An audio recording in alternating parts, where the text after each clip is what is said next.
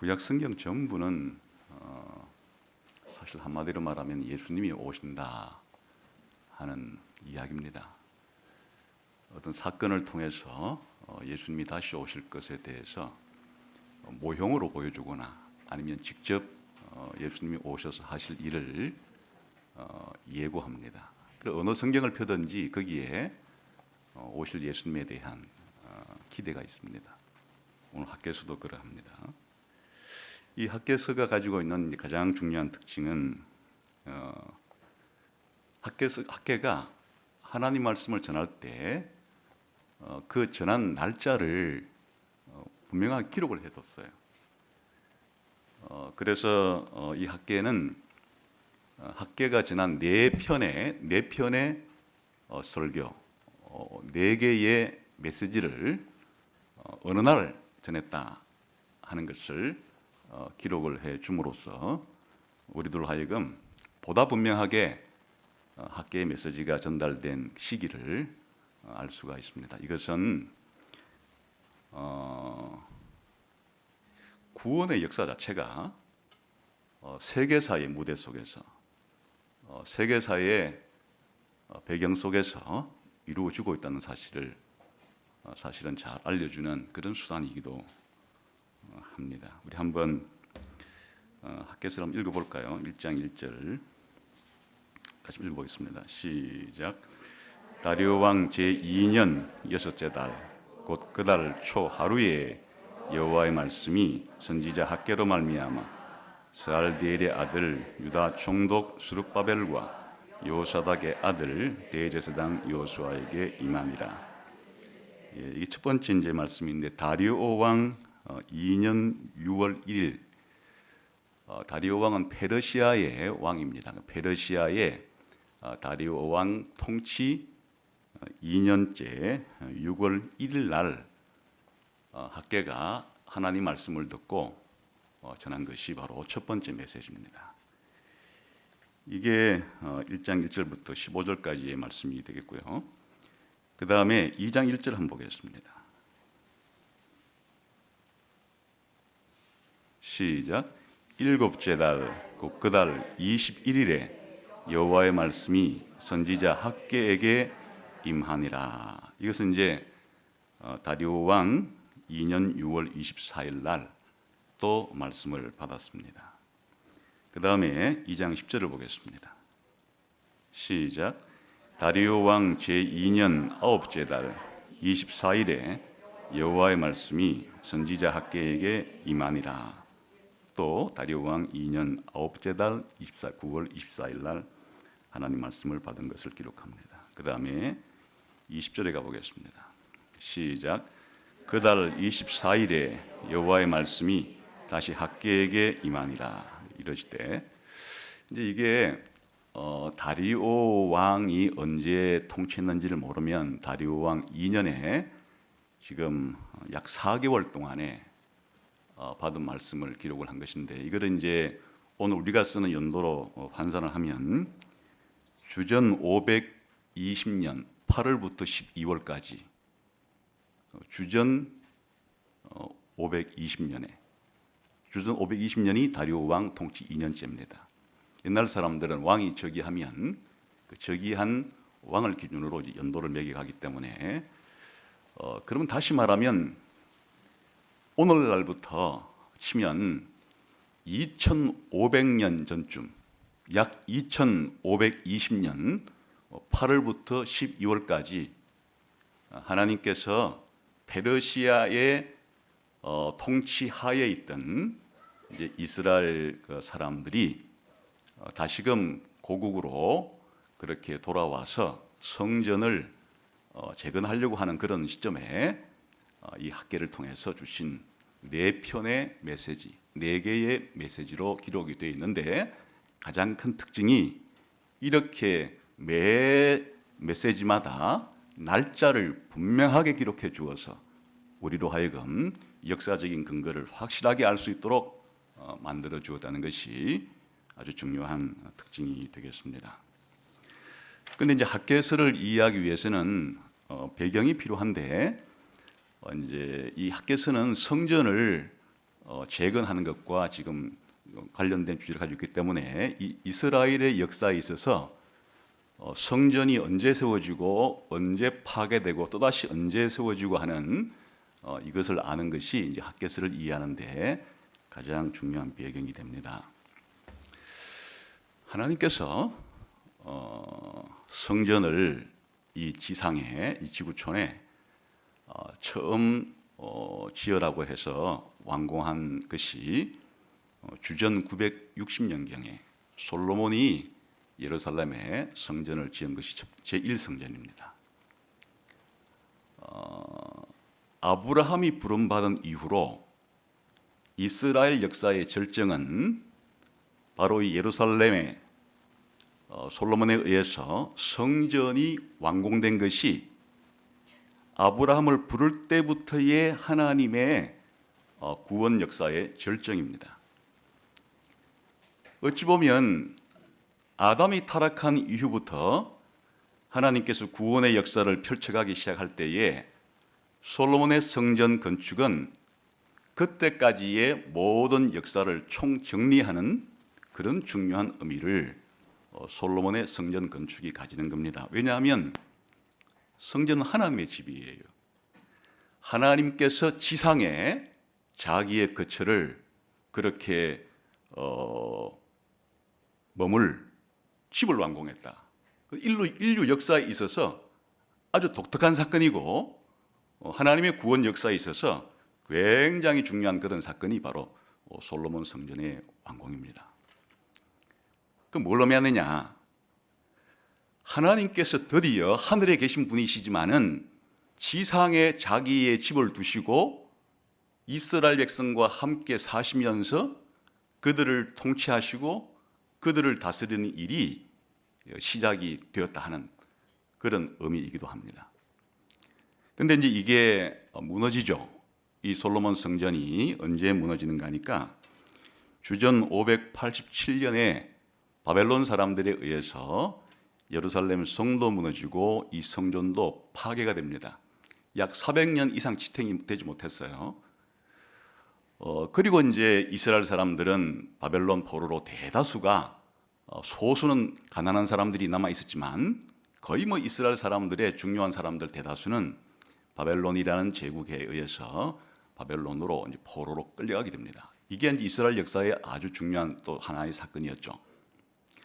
그러다가 이스라엘을 무너뜨리고 예루살렘 성전을 무너뜨린 이 바벨론이 천년 만년 갔느냐? 그렇지 않아요.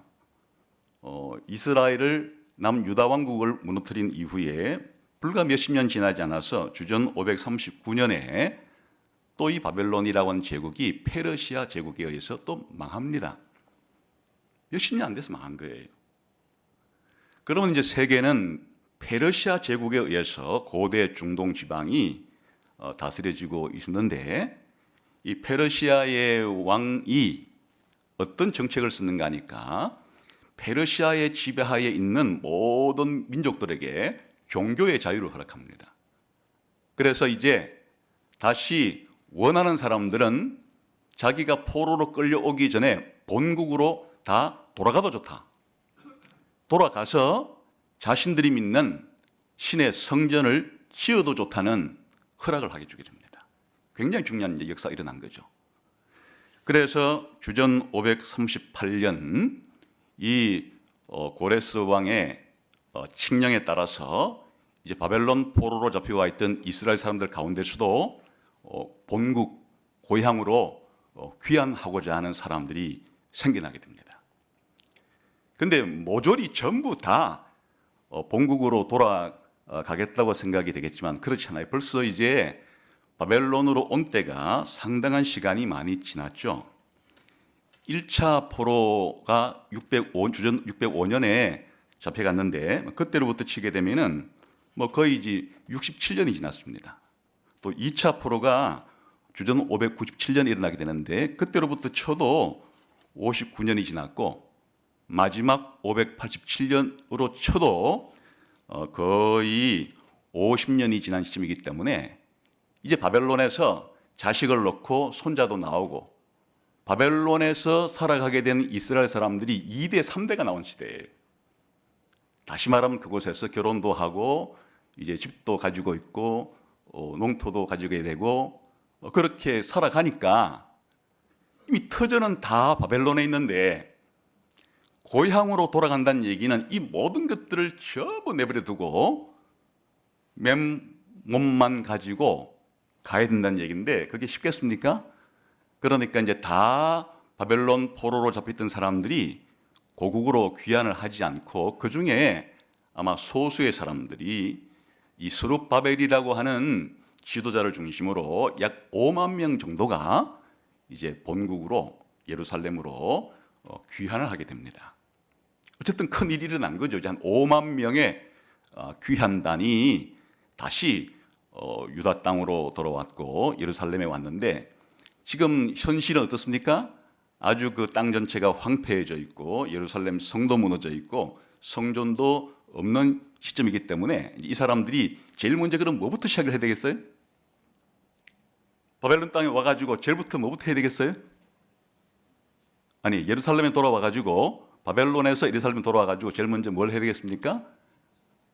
하나님의 집인 성전부터 이제 건축을 시작하게 됩니다. 그래서 주전 536년경에 이제 돌아온 이후에 한 이태 정도 안에 이제 새롭게 집을 지으려고 하면 기초부터 놔야 되니까 성전의 기초를 다시 이제 놓았습니다. 그런데 일이 잘 진행될 것 같지가 않아요. 왜냐하면 주변의 사람들이 방해를 했습니다.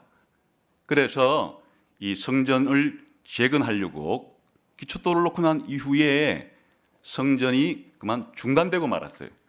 이 중단된 시점이 무려 한 15, 16년 정도 이렇게 이제 중단이 되고 있던 차에 하나님께서 학개라는 선지자와 우리 다음에 볼 스가랴라고 하는 두 명의 선지자를 세워가지고 이스라엘의 이 지도자들과 돌아온 백성들에게 왜 성전을 재건하다 그만뒀냐?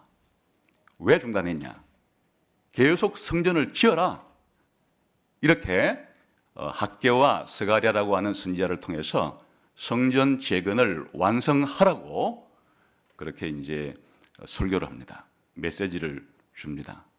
그래서 이 학개와 선지자 스가랴의 성전을 재건하라고 하는 하나님 말씀을 들은 이스라엘 사람들이 다시 분발해서 이제 성전을 짓기 시작합니다. 그리고 4년 뒤에 주전 516년에 제2차 제2 번째 성전인 스룹바벨 성전을 짓게 됩니다.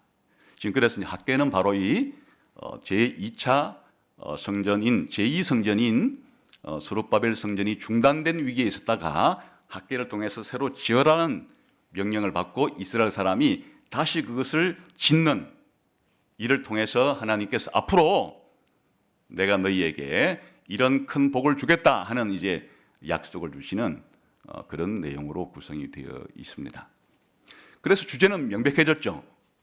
이 학개라고 하는 그런 한번 미리 한번 이게 이제 에스라 1장부터 6장까지가 바로 이 학개와 스가랴의 배경이 되는데 한번 읽어보겠습니다.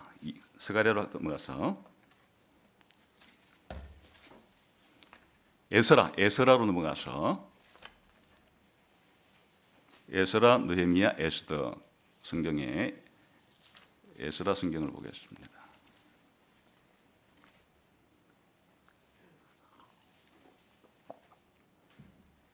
(5장 1절) 같이 읽겠습니다. 시작. 선지자들 에스라 5장 1절입니다.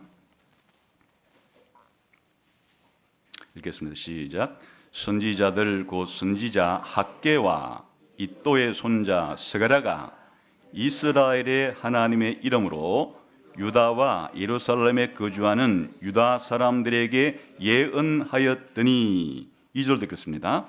이에 스알디엘의 아들 스룹바벨과 요사닥의 아들 예수아가 일어나 예루살렘에 있던 하나님의 성전을 다시 건축하기 시작하매 하나님의 선지자들이 함께 있어 그들을 돕더니 이게 바로 학개서의 배경입니다. 학개와 스가랴가 다시 성전을 다시 재건해라 하는 말을 했는데 이 말을 듣고 이스라엘 사람이 재건을 했다. 그래서 6장에 가보겠습니다. 이 에스라 6장에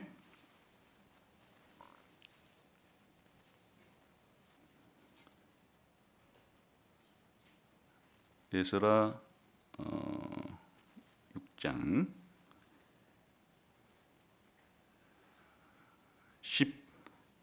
13절부터 우리 한번 14절 15절만 읽으면 되겠습니다. 시작. 유다 사람의 장로들이 선지자 학개와 잇도의 손자 스가랴의 권면을 따랐으므로 성전 건축하는 일이 형통한지라. 이스라엘 하나님의 명령과 바사왕 고레스와 다리오와 아닥사스다의 조서를 따라 성전을 건축하며 일을 끝내되 다리오 왕 제6년 아달월 3일에 성전 일을 끝내니라. 이게 이제 학개서라고 하는 성경을 이해하는 가장 중요한 배경이 되겠습니다. 그 주제는 분명합니다. 성전 어떻게 하는 거예요? 중단하지 말고 계속 건축해서 완공을 해라 하는 것이 이제 학개서의 주제인데, 또 달리 말하면 왜 성전을 건축하다가 중단했느냐 하니까 성전 건축보다 다른 일에 더 바빴기 때문에, 자기 집 짓는 일에. 다시 말하면 성전 재건하는 일을 최우선적으로 해라 하는 게 주제예요. 무엇보다도 먼저 최우선적으로 해야 할 일은 성전 재건을 완공해라 하는 게 학개서의 주제가 되겠습니다. 그러면 이 학개서의 내용이 어떻게 구성되었는가는 아까 전에 처음에 우리가 봤듯이 자연스럽게 학개서는 학개가 말씀을 전하라고 받은 이 4번에 걸친 이 날짜가 기록된 그 하나하나가 학개서의 구조가 되겠습니다. 그래서 학개서를 4개의 중요한 메시지로 그렇게 구분을 할 수가 있는데, 사실 이 4개도 좀 더 연관성을 따져서 보게 되면 2개로 압축할 수가 있는데, 첫 번째 메시지는 뭔가 하면 성전을 왜 중단했냐, 성전 재건해라 하는 말을 듣고 이스라엘 사람이 성전을 재건해요. 그게 첫 번째 메시지예요. 그래서 두 번째 메시지는 하나님이 놀라운 약속을 해주는데, 너희들이 짓고 있는 이 성전이 옛날 솔로몬이 지었던 성전보다도 더 영광스럽게 될 거라라고 하는 이 성전에 대한, 성전의 미래에 대한 놀라운 복을 약속해 주는 게 두 번째 메시지예요. 세 번째 이 메시지는 또다시 이스라엘 사람들이 성전을 짓고 있는데 그들의 삶이 부정했어요. 그래서 그들의 삶 자체가 하는 일마다 부정했기 때문에 먼저 너희들의 삶을 바꿔라 이렇게 했는데, 이 사람들이 성전 재건을 하는 일을 통해서 자신의 삶을 바꿔요. 그다음 네 번째에는 어떤 메시지를 주는가 하니까 앞으로 미래에 일어날 중요한 약속을 하나 해주겠는데, 내가 미래에 올 메시아에 대해서 이야기해 주겠다라고 하는 메시아에 대한 약속을 줍니다. 그래 결국에는 학개서가 담고 있는 이야기는 뭔가니까 성전을 재건을 하라는 이야기고, 이 성전 재건을 하도록 순종했던 사람들에게 두 가지 중요한 약속을 주는데, 첫 번째 약속은 무엇인가 하니까 이 성전이 앞으로 영광스럽게 될 거라고 하는 성전에 대한 약속과, 그리고 다윗의 후손으로 올 메시아에 대한 약속을 줌으로써 메시아가 와서 영원히 이 성전을 짓는 것을 완공할 뿐 아니라 영원히 이 나라를 통치하게 해주겠다라고 하는 그런 약속의 말씀으로 끝이 나는 게 이 학개예요. 구조가 그런 식으로 되어 있습니다. 다시 말하면 이 중요한 내용이 2번 반복되고 있다 이렇게 봐도 좋겠습니다. 이제 구체적으로 좀 내용을 살펴보겠습니다. 우선 첫 번째 성전을 건축하라는 내용을 한번 보겠습니다. 우선 2절 한번 읽어볼까요? 이 사람들이 왜 그러면 성전을 재건하다가 중단에 그렇게 멈췄느냐 하는 거예요. 2절을 한번 봅시다. 시작. 만군의 여호와가 이같이 말하여 이르노라. 이 백성이 말하기를 여호와의 전을 건축할 시기가 이르지 아니하였다 하니라. 시기 타령이에요. 그러니까 이제 성전을 건축하다가 왜 멈췄느냐, 이 중요한 일을. 아직은 때가 아니다. 그러니까 성전을 건축해야 된다고 하는 당위성에 대해서 의문을 제기한 사람은 아무도 없어요. 그 바벨론에서부터 귀환해가지고 예루살렘에 도착한 사람들 치고, 그래 우리가 성전을 건축해야지 하나님이 우리의 왕이라는 사실이 성전이 있음으로써 이 증명이 되고 자신들이 하나님 백성이라는 게 증명이 되는 일인데, 이거를 건축하는 것에 대해서는 아무도 토를 달거나 이 일을 제기할 사람이 없었지만, 문제의 핵심은 지금 뭔가니까 아직은 때가 아니다. 왜 아직은 때가 아니라고 판단했을까? 다른 일에 바빴기 때문이에요. 우리 한번 구절을 봅시다. 시작. 너희가 많은 것을 바랐으나 도리어 적었고 너희가 그것을 집으로 가져갔으나 내가 풀어버렸느니라. 나 만군의 여호와가 말하노나 이것이 무슨 까닭이냐? 내 집은 황폐하였으되 너희는 각각 자기의 집을 짓기 위하여 빨랐습니다. 하나님의 집을 지어야 한다는 것은 우리가 알겠고 또 마땅히 그러해야 하지만은 아직은 때가 아니라 판단한 게 우선순위가 먼저 나부터, 먼저 우리 집부터 짓고 난 다음에, 우리 가정부터 잘 만든 다음에 그 다음에 여호와의 집은 지어도 늦지 않다, 이렇게 생각하고 삶의 우선순위가 바뀌었다는 거예요. 하나님의 집을 짓는 것이 우선이 아니라 자기 집을 짓는 것이 우선이 되었기 때문에, 그래서 아직은 때가 아니라라고 핑계를 대고 있는 거예요. 하나님도 그렇게 생각하실까? 하나님이 바벨론으로부터 다시 포로로 귀환한 이 사람들에게 하나님께서 너희가 먼저 너희 집부터 다 짓고 그리고도 시간이 남거들랑 또 물질이 남거들랑 그 다음에 내 집은 지어도 늦지 않으니까 빨리 너희 집부터 지어라. 너희가 있는 돈 다 털어서 빨리 너희 집부터 짓는 것이 우선이다. 이랬으면 이들이 그렇게 한 행동에 대해서 하나님이 학계를 보낼 필요가 없겠죠. 그러나 이것 자체가 이스라엘 사람들로서는, 하나님 백성으로서는 삶의 우선순위가 바뀐 거예요. 자기 집 짓는 것도 중요한 일이죠. 살아야 되니까. 그러나 하나님의 집을 짓는 것과 자기 집을 짓는 일이 어느 것 하나는 좋고 나쁘고가 아니에요. 둘 다 해야 될 일인데, 문제의 핵심은 우선순위가 뭐냐는 것이에요. 하나님의 집도 황폐되어 있고 자기 집도 없는 상태에서 무엇부터 먼저 지어야 하느냐는 게 지금 문제예요. 하나님 백성인 이스라엘 사람들이 하나님을 중심으로 사느냐, 자기를 중심으로 사느냐, 이 문제겠죠. 그래서 이들이 자기 집부터 먼저 지었는데 4절을 한번 볼까요? 어떻게 지었는지. 4절 시작. 이 성전이 황폐하였거늘 너희가 이때에 판벽한 집에 거주하는 것이 옳으냐.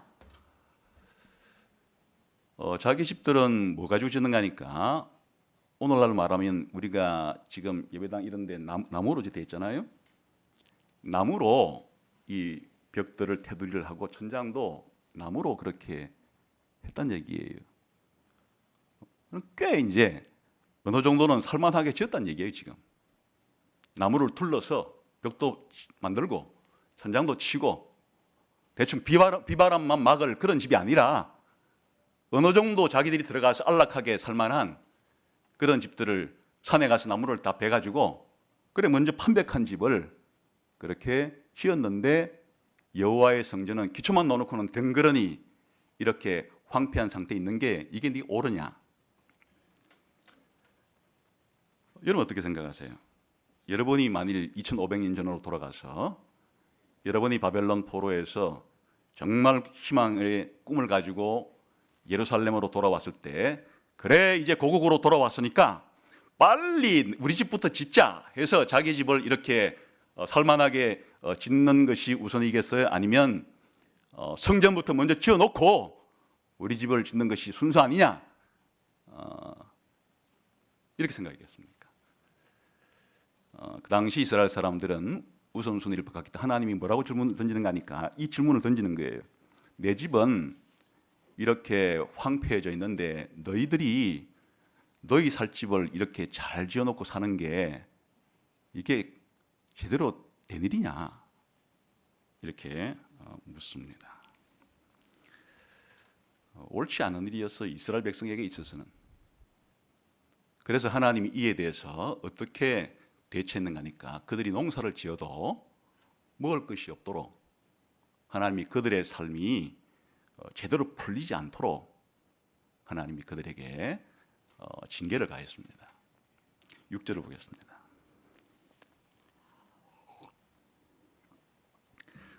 5절부터 읽으면 좋겠네요. 5절 6절 시작. 그러므로 이제 만군의 여호와가 이같이 말하노니 너희는 너희의 행위를 살필지니라. 너희가 많이 뿌릴지라도 수확이 적으며 먹을지라도 배부르지 못하며 마실지라도 흡족하지 못하며 입어도 따뜻하지 못하며 일꾼이 싹을 받아도 그것을 구멍 뚫어진 전대에 넣음이 되느니라. 또 9절도 보겠습니다. 시작. 너희가 많은 것을 바랐으나 도리어 적었고 너희가 그것을 집으로 가져갔으나 내가 풀어버렸느니라. 11절도 보겠습니다. 시작. 내가 이 땅과 산과 곡물과 새 포도주와 기름과 땅의 모든 소산과 사람과 가축과 손으로 수고하는 모든 일에 한죄를 들게 하였느니라. 그러면 이 사람들의 생각대로 되었는가? 먼저 자기들이 판백한 집을 짓고 사는 이 기간 동안 이제 성전 재건을 시작하다가 지금 15년에서 한 거의 18년 사이로 미뤄놓고 있던 이 기간 동안에 그들의 삶은 자기들이 원했던 것처럼 잘 풀렸는가 하는 거예요. 하나님께서 농사를 씨를 많이 뿌려도 가져올 게 별로 없을 것이다. 설사 가져와서 먹었다 할지라도 배도 안 부를 것이다. 내가 너희들이 농사 짓는 이런 모든 것에 여러 가지 내가 재앙을 가해서 너희들이 이런 것들을 소출하지 못하게 그렇게 했다. 한번 생각해 봐라. 너희의 지난 그 기간 동안이 어떠했는지를 이렇게 말씀하시는 거예요. 그러니까 성전을 중심으로 살지 않았던 이들의 삶이 잘 풀렸다 그러면 이스라엘 백성과 성전은 관계없이 그들의 삶이 풀렸다는 뜻이겠죠. 하나님 없이 살아도 그들의 삶은 안전하고 풍요롭고 그들의 인생은 잘 풀렸다겠죠. 그런데 하나님을 중심으로 살지 않는 삶의 결과는 그들의 삶이 제대로 풀리지 않은 것이었어요. 그래 하나님이 한번 돌아보라는 거예요. 너희의 삶이, 너희가 추구했던 그 삶이 너희가 원했던 것처럼 잘 풀렸느냐. 하나님께서 그들의 그런 삶 자체가 옳지 않기 때문에 하나님은 그들에게 징계를 가했고 그들의 삶은 사실은 살아도 사는 것이 아닌 것처럼 먹어도 먹은 것이 아닌 것처럼 그렇게 되어버렸다 하는 것이에요. 그래서 이제 하나님께서 그러면 어떤 처방책을 제시해 주는가 하니까 7절 8절이에요. 봅시다. 읽겠습니다. 시작. 만군의 여호와가 말하노니 너희는 자기 행위를 살필지니라. 너희는 산에 올라가서 나무를 가져다가 성전을 건축하라. 그리하면 내가 그것으로 말미암아 기뻐하고 또 영광을 얻으리라. 여호와가 말하였느니라. 그런데 이제 하나님께서 권면하시는 것은 하나님의 말씀이 뭐 있는가 하니까 빨리 너희의 하던 행동을 이제는 회개를 하고 생활을 바꾸라. 산에 가서 나무를 해다가 내 성전을 지어라. 그럼 내가 이 성전을 통해서 영광을 얻게 될 것이다. 물론 성전을 짓는 것 자체가 하나님께만 영광이 아니고 좀 이따 보겠지만은 그들에게도 이제 하나님께서 복을 주시기 시작하기 때문에 진짜 그들이 복을 받기 시작하는 것이에요. 그 성전을 건축하라는 것 자체가 하나님께는 하나님의 영광이 드러나는 일이지만은 성전을 건축한 이 백성들의 삶에는 하나님이 주시는 복으로 복된 삶의 새로운 시작이 되는, 하나님께서 성전을 우선적으로 지으라고 하는 이야기가 너희들은 어떻게 살아도 내가 너희 생활에는 관심이 없다. 내 집만 지으면 나는 내 집이 있으니까 좋고 너희들의 삶은 어떠하든지 간에 관심이 없다가 아니에요. 지금 하나님께서 이렇게 성전을 재건하라고 하는 이유는 무엇인가니까 이렇게 하면은 내가 영광을 받을 뿐 아니라 너희가 나를 중심으로, 너희가 나를 왕으로 인정하고 너희가 나를 하나님으로 인정한다는 표시이니까 내가 너희의 왕으로서 너희와 함께 한다고 하는 이 위대한 영광도 드러나겠지만 이와 더불어 너희들도 이제 복을 받기 시작할 것이다. 해서 이제 그 뒤에 조금 이따 보겠지만은 복을 약속을 합니다. 그랬을 때 이제 이들의 반응은 어땠을까? 이 학계의 설교를 들었던, 메시지를 들었던 이 사람들은 어떤 반응을 보였을까 하는 게 12절부터 15절까지 중요하죠. 이 반응이. 우리 한번 봅시다. 12절부터 보겠습니다. 시작. 스알디엘의 아들 스룹바벨과 요사닥의 아들 대제사장 요수아와 남은 모든 백성이 그들의 하나님 여호와의 목소리와 선지자 학계의 말을 들었으니 이는 그들의 하나님 여호와께서 그를 보내셨습니다. 백성이 다 여호와를 경외하며, 이 말씀은 뭡니까? 하나님의 말씀과 학계의 말씀이 다르지가 않아요.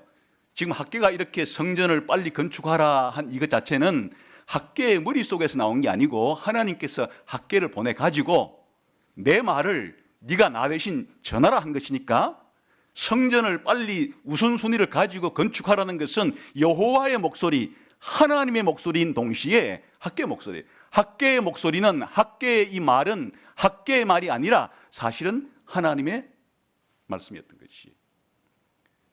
그래서 이들이 학계의 설교를 듣고 학계의 메시지를 듣고 여호와를 다시금 우선시 여기는, 여호와를 경외하는 삶을 살았다면 그 결과는 어떤 식으로 나타나야 되는 것이. 그 다음에 13절 시작. 그때에 여호와의 사자 학계가 여호와의 위임을 받아 백성에게 말하여 이르되 여호와가 말하노니 내가 너희와 함께 하노라 하니라. 계속해서 여호와께서 스알디엘의 아들 유다 총독 스룹바벨의 마음과 요사닥의 아들 대제사장 요수아의 마음과 남은 모든 백성의 마음을 감동시키시매 그들이 와서 만군의 여호와 그들의 하나님의 전 공사를 하였으니 그때는 다리오 왕 제2년 여섯째 달 24일이었더라. 그 반응이 됐다는 것이에요. 이제 학계 선지자의 말을 듣고 성전 공사를 재개했다. 날짜를 적어놨어요. 23일 만에. 학계의 메시지를 듣고 23일 만에 순종으로 자신들의 삶을 실천한 것이에요. 여기 이제 중요한 사실은 하나님이 이렇게 하는데 그들만 하도록 내버려 두지 않고 원래 성전의 의미 자체가 하나님이 그들과 함께 하신다는 것인데 하나님이 학계를 통해서 내가 너희와 함께 한다. 옛날에도 그렇고 지금도 그렇다. 내가 너희와 함께 하는데 어떻게 함께 하느냐? 하나님이 하나님의 백성과 함께 하는 방법을 알아야 하나님이 오늘도 우리와 함께 하시는데 어떤 방식으로 함께 하는 걸 아는데 여호와의 말씀과 여호와의 영을 통해서 그들과 함께 하시는 거예요. 이 방식은 우리가 영원한 천국에 들어가기까지 지금 이 순간에도 하나님이 우리와 함께 하시는데 어떻게 함께 하시는가? 함께 하시는 방식은 하나님의 말씀을 들려주고 하나님의 성령으로 하여금 그 말씀을 순종하고 받아들이도록 사람들의 삶을 성령을 통해서 역사하시는 것이 하나님이 함께 하심의 증거예요. 학계의 말을 들었을 때 뭔 신소리? 그냥 그렇게 하는 것이 우리의 삶에 뭐가 도움이 돼? 이렇게 하고 하나님 말씀을 거절했다고 하는 이야기는 하나님이 그들과 함께하지 않았다는 뜻이에요. 성령이 그들의 마음을 움직이지 않았다는 뜻이에요. 그러나 지금 여기에 스룹바벨과 요수아와 이스라엘이 돌아온 이 사람들처럼, 그래, 학계를 통해 하는 말씀이 맞아, 그동안 우리가 잘못 생각했어, 우리의 우선순위가 바뀌었어, 그러니까 우리가 이렇게 지지궁상을 떨고 살았던 것이야, 아무리 노력했어도 얻었던 것이 없던 것이야, 빨리 회개하고 우리가 여호와의 선을 다시금 건축을 하자라고 순종하는 마음이 생기게 된 것 자체가 하나님께서 성령을 보내어서 학계의 말을 통해서 그들의 생각과 그들의 마음을 움직였고, 그들의 삶 자체가 하나님 말씀을 믿고 순종함으로 그렇게 반응한 것 자체가 하나님이 그들과 함께 하신 방식이에요.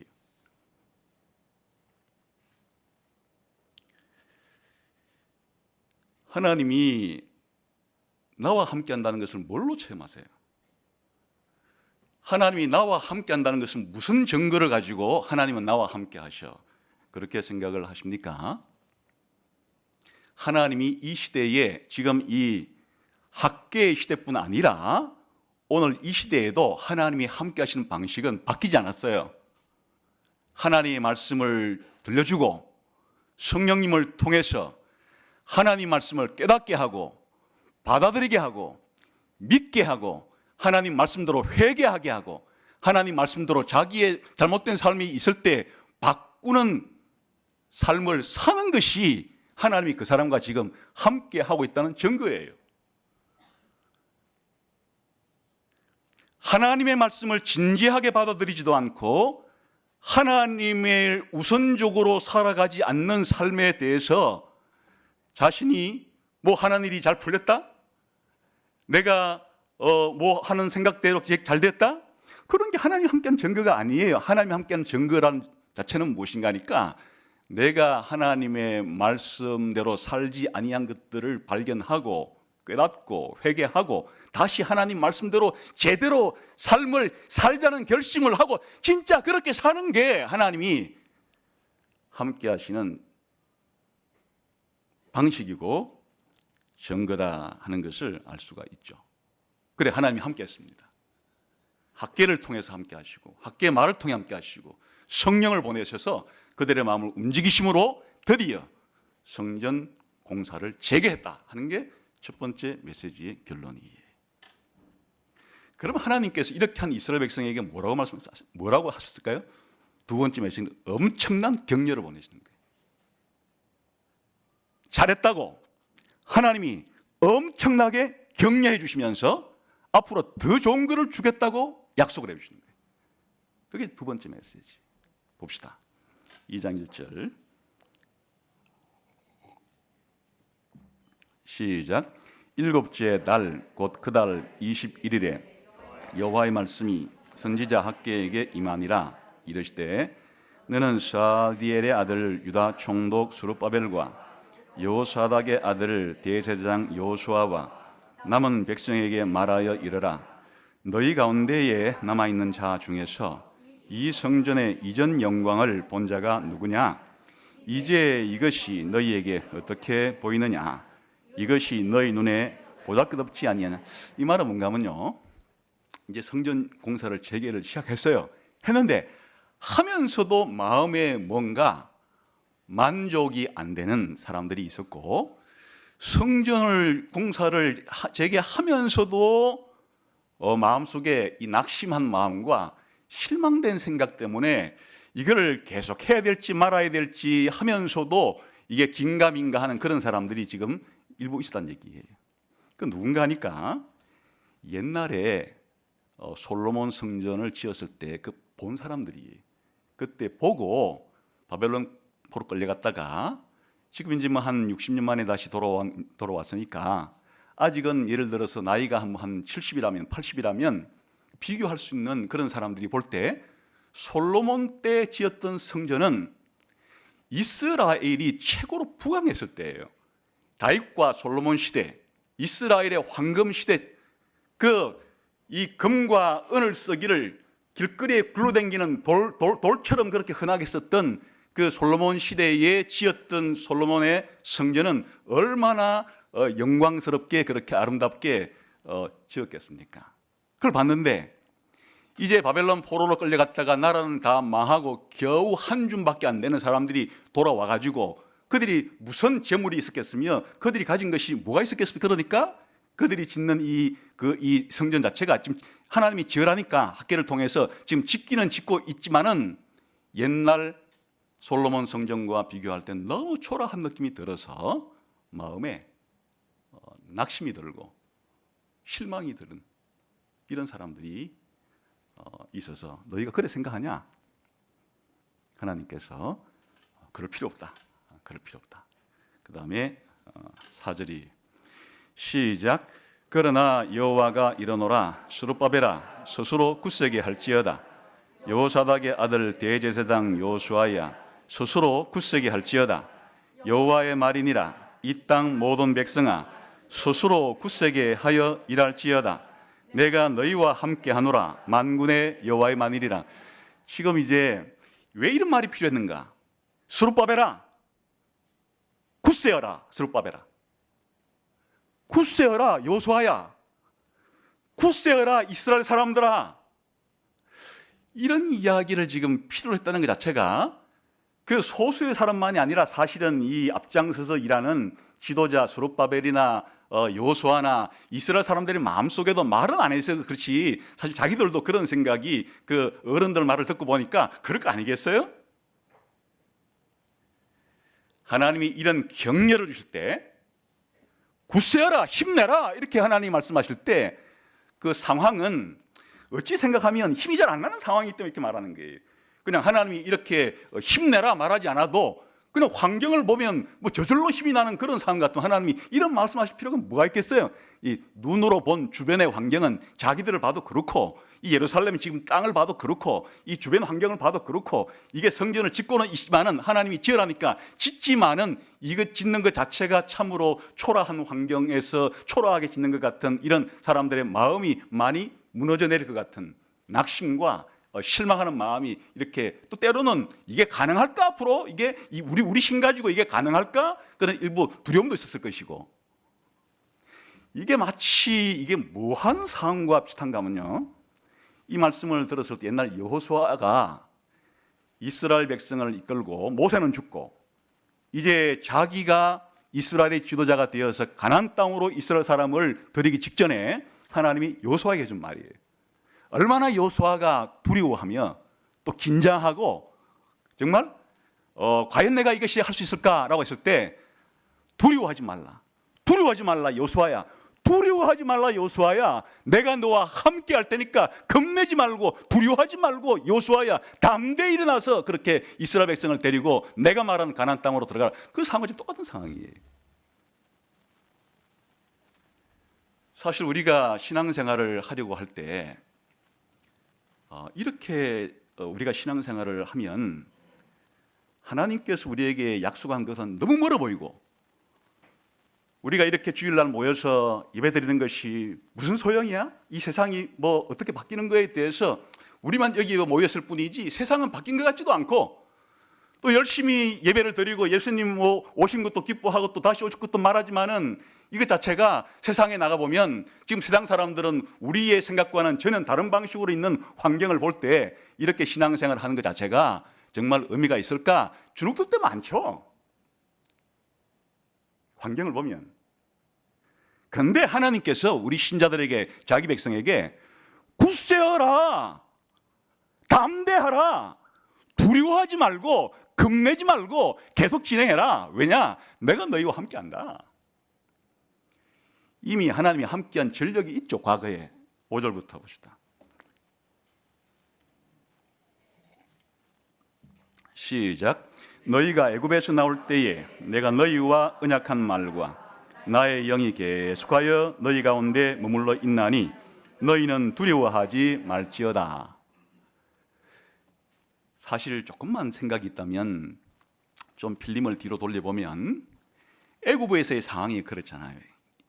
이집트는 고대 중동 지방의 최고 강대국이고 이스라엘 백성들은 노예살이 한 지가 400년이나 지났고 근데 어떻게 하나님이 이들을 가나안 땅으로 인도하실까? 그래 하나님께서 모세를 통해서 이제 너희들이 모세를 따라 가나안 땅으로 들어가라 이 말을 들었을 때 이스라엘 사람들의 마음속에 무슨 생각이 들었을까요? 또 이제 하나님께서 그때에 10가지 재앙을 10가지 기적을 이집트 땅에 베푸시면서 봐라, 내가 이집트의 왕 바로와 그리고 이집트 사람들이 섬기는 신보다 월등히 뛰어난 존재가 아니냐, 온 천하에 이집트에 그걸 다 보여주시고 이스라엘 백성을 끌고 나왔잖아요.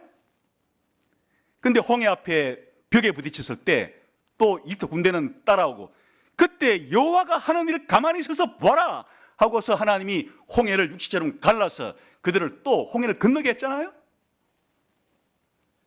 그 40년의 광야 기간 동안에 그들이 농사를 짓지도 않고 옷을 지을 그런 심은 적이 있습니까? 근데 40년 동안 그들의 발이 부르트지 않도록 40년 동안 굶기지 않고 하나님께서 만나를 먹이시고, 또 여호수아를 통해서 가나안 땅으로 인도하실 때 얼마나 놀라운 일이 생겼습니까? 요단강을 그냥 육지처럼 갈라내시고 가나안 땅에 들어가서 그 가나안 족속들을 하나님께서 이스라엘 백성에게 정복해서 나누어 줄 때 하나님이 함께 했기 때문이지, 무슨 모세가 힘이 있어서 여호수아가 대단해서 이스라엘 사람을 이집트에서 탈출시켜가지고 가나안 땅까지 입국을 시켜서 그래 했겠습니까?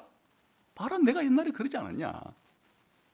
그때도 그렇게 했는데 지금이라고 다를 것 같으냐? 지금도 그때가 내가 함께 했던 것처럼 너희와 함께 하기 때문에 두려워하지 마라. 하나님은 그런 분이시죠. 과거에 역사하신 하나님이, 과거에 하나님 백성과 함께 하신 하나님이 오늘날에는 잠시 하나님이 수면 상태에 들어가셔서 잠시 주무시고 우리를 그냥 우리 힘만으로 살도록 방치해 주시지 않는 분이라고 성경은 하죠. 하나님은 주무시지도 않고 졸지도 않고 하나님의 백성과 언제나 어제나 오늘이나 영원 무궁토록 우리와 함께 하시는 하나님이 우리에게 있기 때문에 굳세어라, 담대하라, 두려워하지 말라, 하나님 백성에게 이렇게 하나님은 말씀해 주시는 거예요. 그리고는 놀라운 계획을 말씀해 주시는데, 너희의 생각과는 달리 너희가 짓는 이 성전이 사실은 솔로몬 때보다 더 영광스럽게 내가 만들어 줄 거다 하는, 그들이 들으면 기절초풍할 만한, 그들이 예상치도 못한 미래의 엄청난 자기들이 짓는 이 성전의 결과가 어떻게 될 건지에 대해서 이제 약속을 해주는 것이 그 다음부터예요. 이게 참 힘이 되는 말씀이고 이게 아주 중요한 말씀이에요. 봅시다. 6절부터.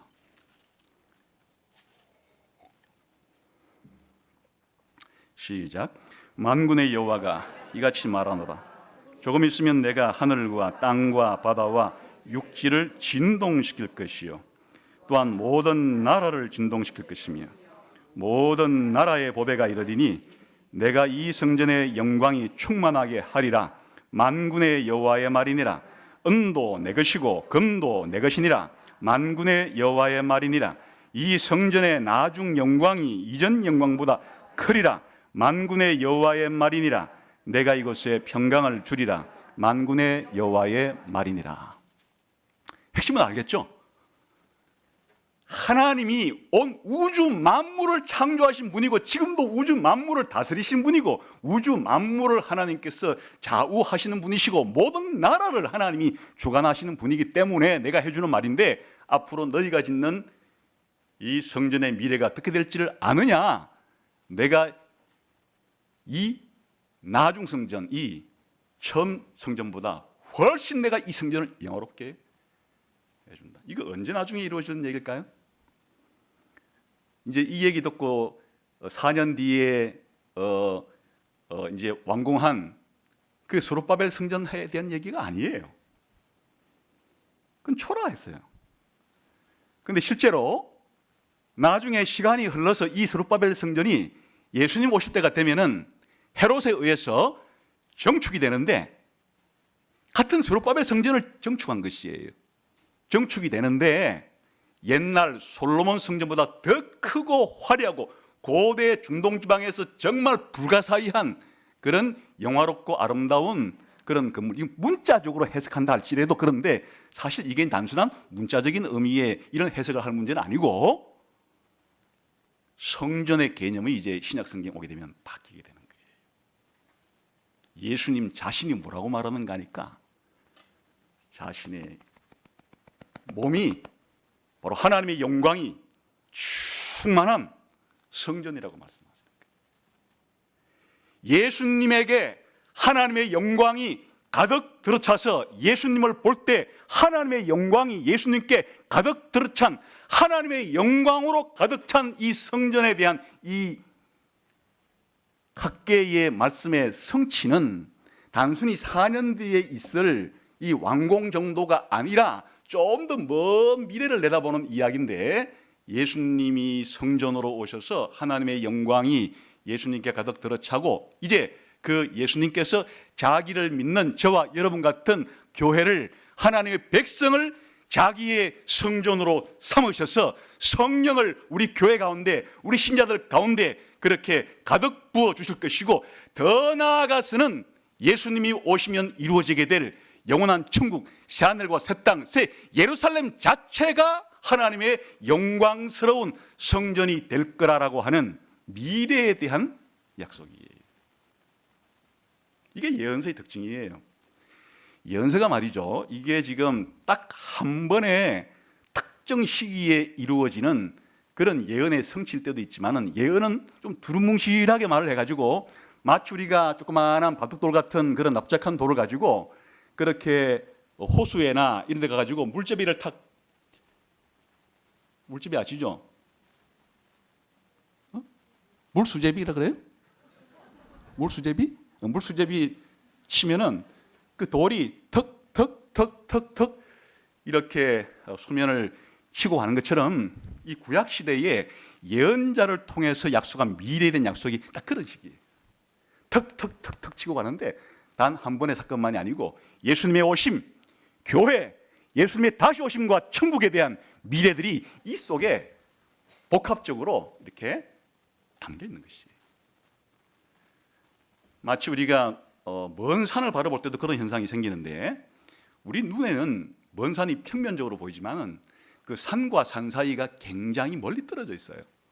그래 지금 여기에 미래의 성전이 이전보다 영광스러울 거라고 하는 이 예언이 이제 4년 뒤에 완성할 제2 성전에 대한 예언의 말씀이 아니라, 아까 어느 때를 하나님이 천지를 진동하면서 이렇게 한다고 하는 이야기 자체가 궁극적으로는 예수님의 재림 이후에 영원한 천국 자체가 바로 하나님의 성전이 되는, 그 속에 들어가 있는 하나님 백성 자체가 하나님의 임재로 가득 찬 성전의 완성이 되는 그런 날까지도 멀리 내다보는 위대한 말씀을 학개를 통해서 해주신 것이에요.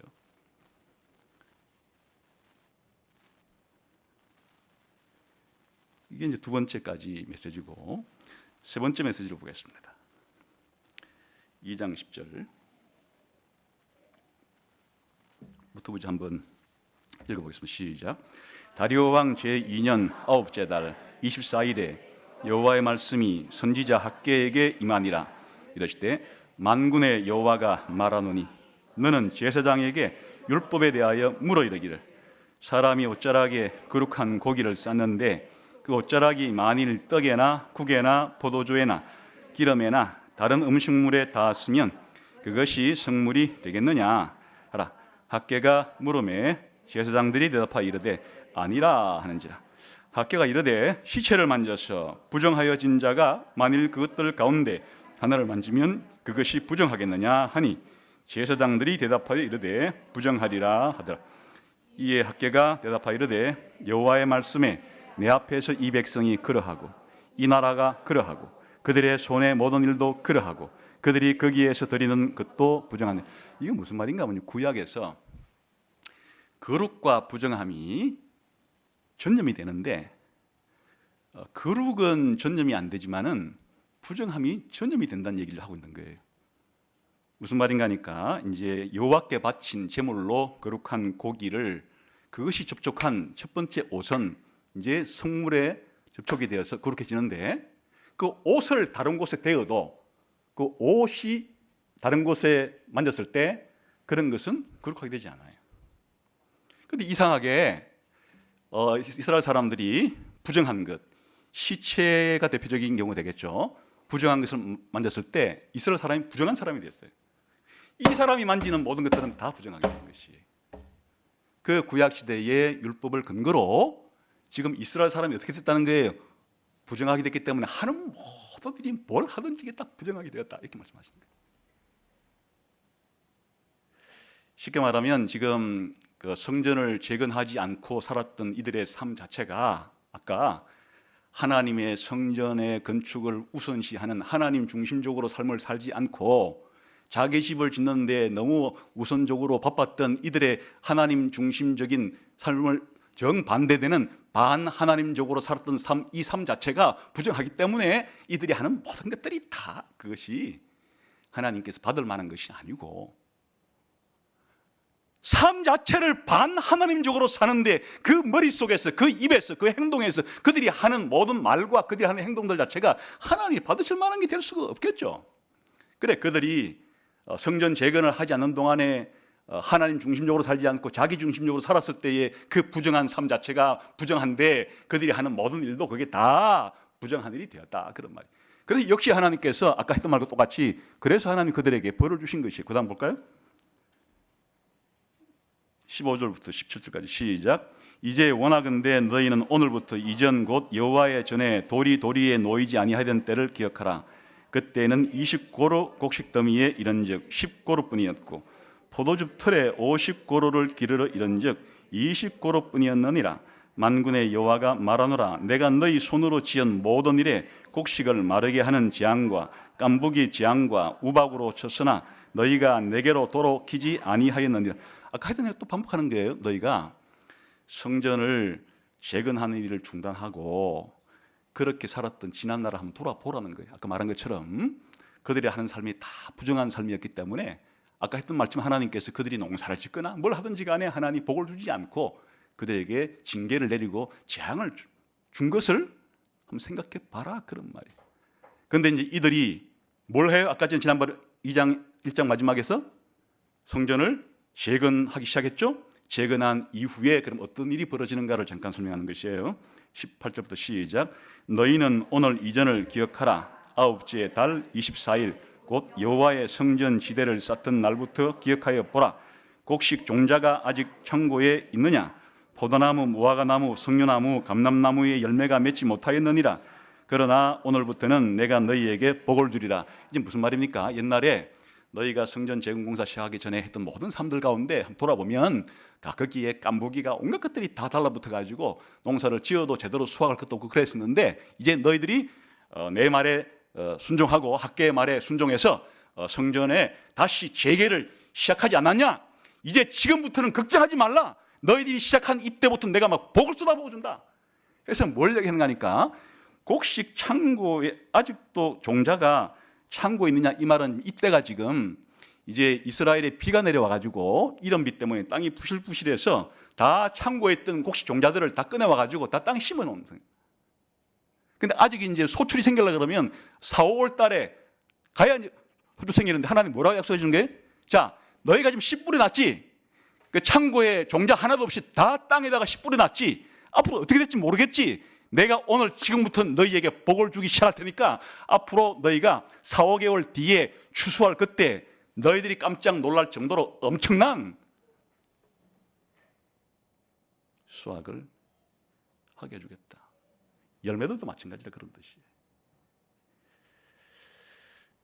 그리고 이제 이 하이라이트, 이 학교에서의 가장 중요한 하이라이트이자 오늘 성탄절 대망주일과도 연결이 되는 메시아를 보내준다는 얘기를 이제 마지막으로 격려의 약속을, 격려 메시지를 보내주는 게 네 번째 마지막 메시지입니다.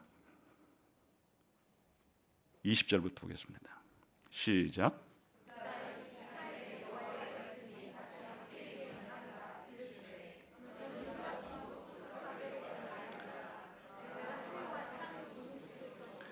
여러 왕국들의 보좌를 엎을 것이요 여러 나라의 세력을 멸할 것이요 그 병거들과 그 탄자를 엎드러뜨리리니 말과 그 탄자가 각각 그의 동료의 칼에 엎드러지리라.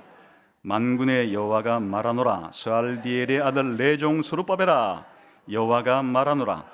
그날에 내가 너를 세우고 너를 인장으로 삼으리니 이는 내가 너를 택하였음이니라. 만군의 여호와의 말이니라 하시니라. 마지막 이 네 번째 메시지는 하나님께서 지금 누구한테 직접 하신 말씀이에요?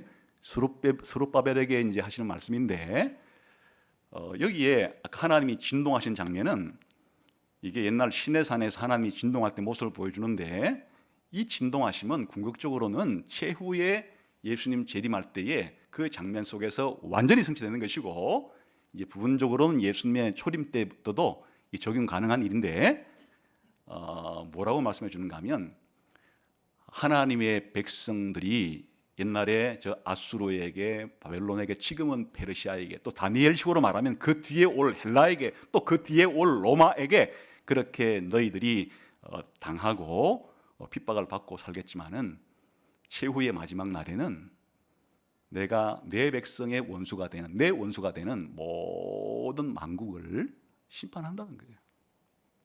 늘 선지자에게 말해줬던 것처럼 최후의 종말에는 나를 믿지 않고 너희를 괴롭혔던, 내 백성에 속하지 않았던 이 모든 열국들, 만국들을 내가 다 심판한다.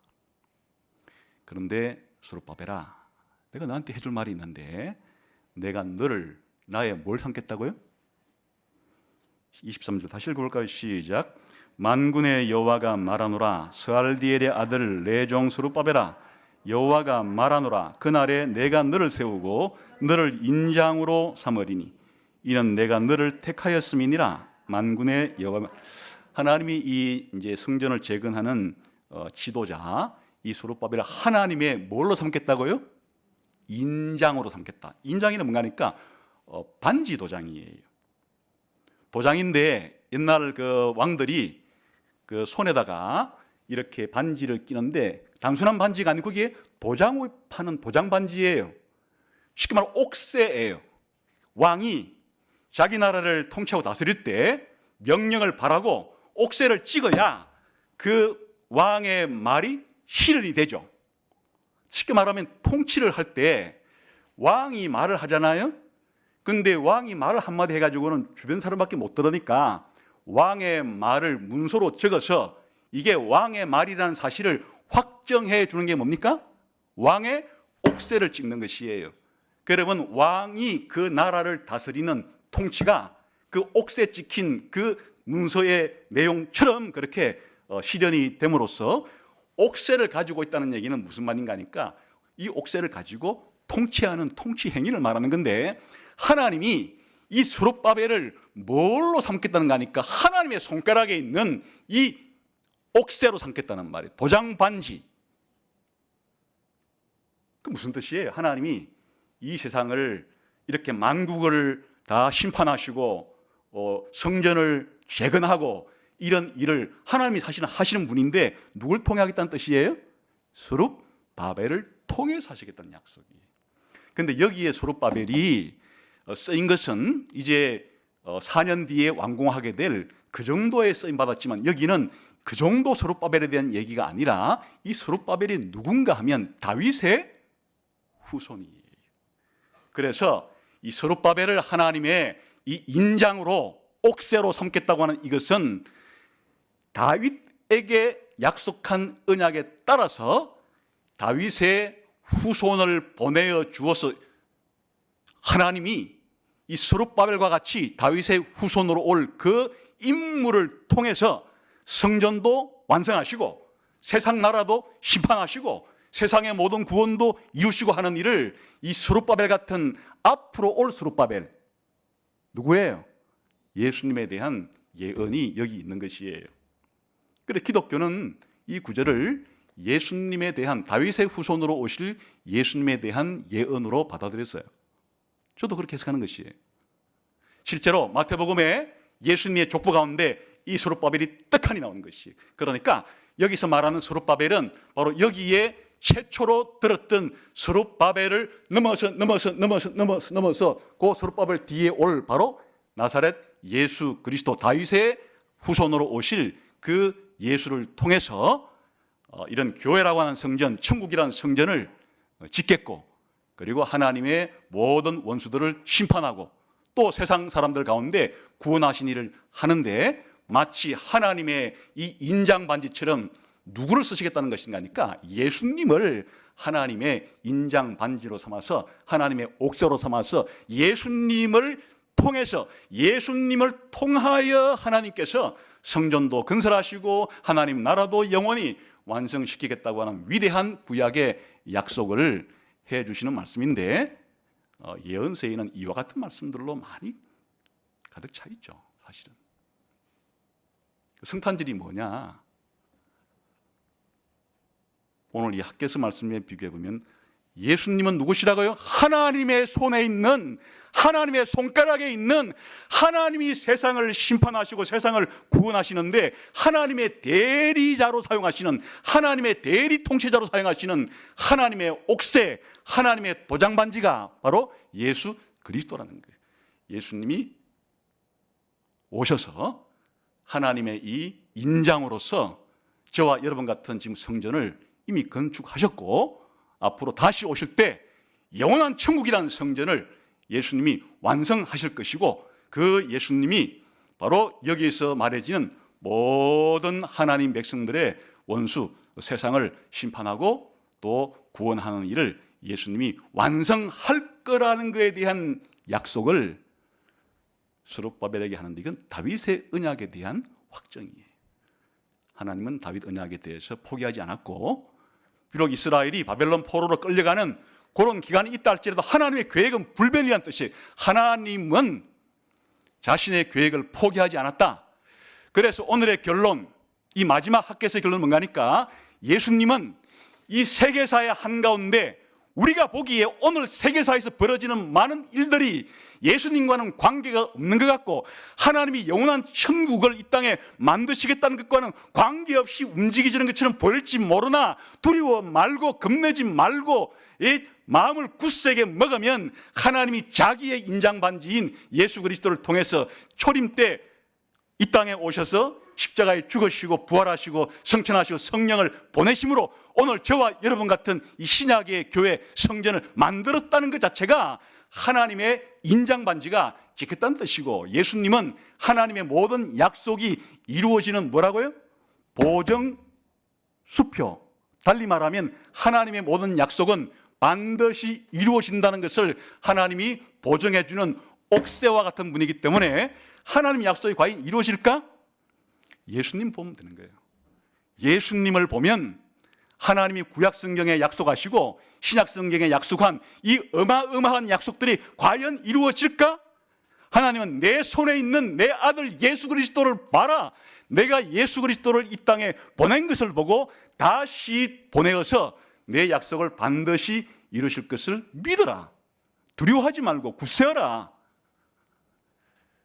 이 일을 위해서 우리에게 요구되는 것은 우리의 우선순위입니다. 예수님께서 말씀하셨죠. 뭘 먹을까, 뭘 마실까, 이건 다 필요한 일이다. 내가 안다. 너희들에게 이런 것이 있어야 되는 줄 아는데, 그런데 나를 따르는 내 제자들은 뭘 먹고 뭘 마시느냐가 자기 인생의 최우선순위가 되면 안 된다. 정치가 필요하고 경제가 필요하고 사회, 문화, 예술, 스포츠 등 너희가 이 땅에 살아가는데 필요한 것들이 내가 있어야 하는 줄 안다.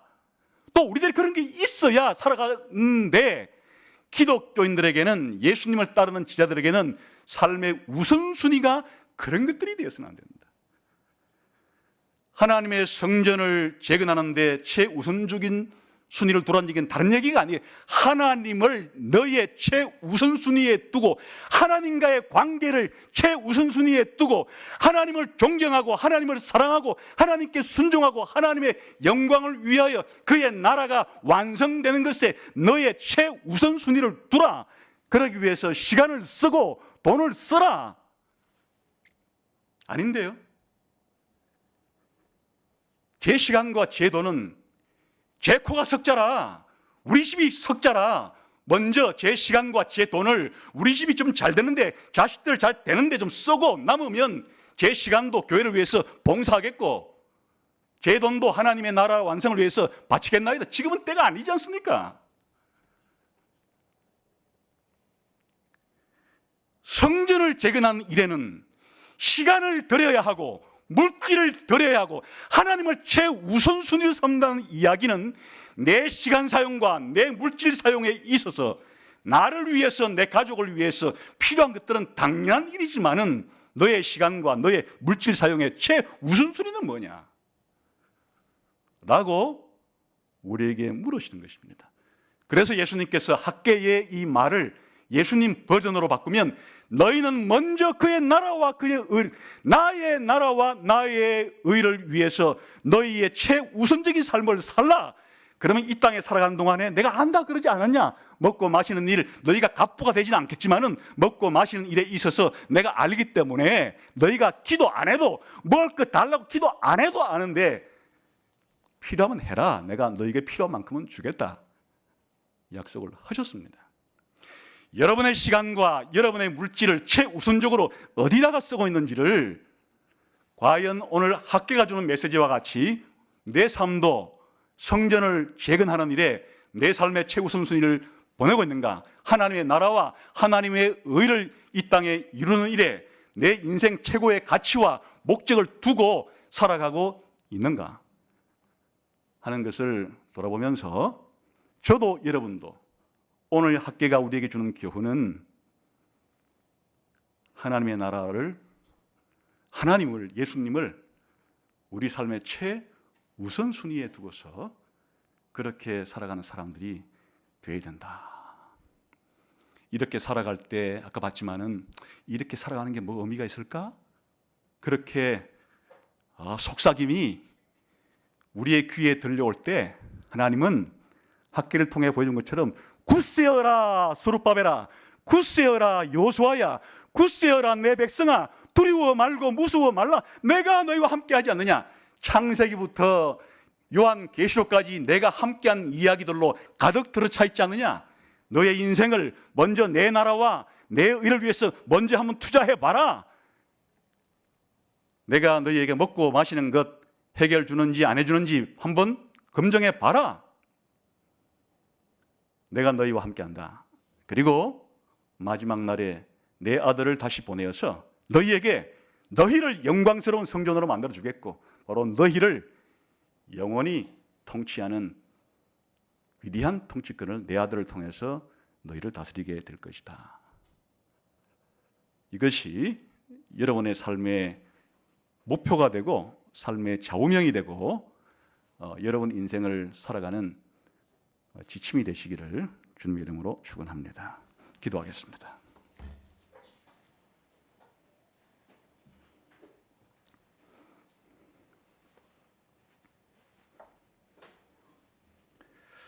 하나님 아버지, 하나님이 가지고 계시는 역사에 대한 계획과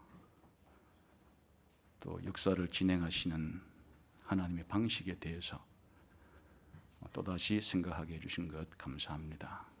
2500년 전에 바벨론으로부터 포로로부터 귀환했던 저 옛날 우리의 선배들과 같이 우리도 살아갈 때 먼저 하나님의 나라와 하나님의 의를 최우선순위, 하나님을 최우선순위로 삼고 살아가는 우리의 삶이 다 되게 해 주옵소서.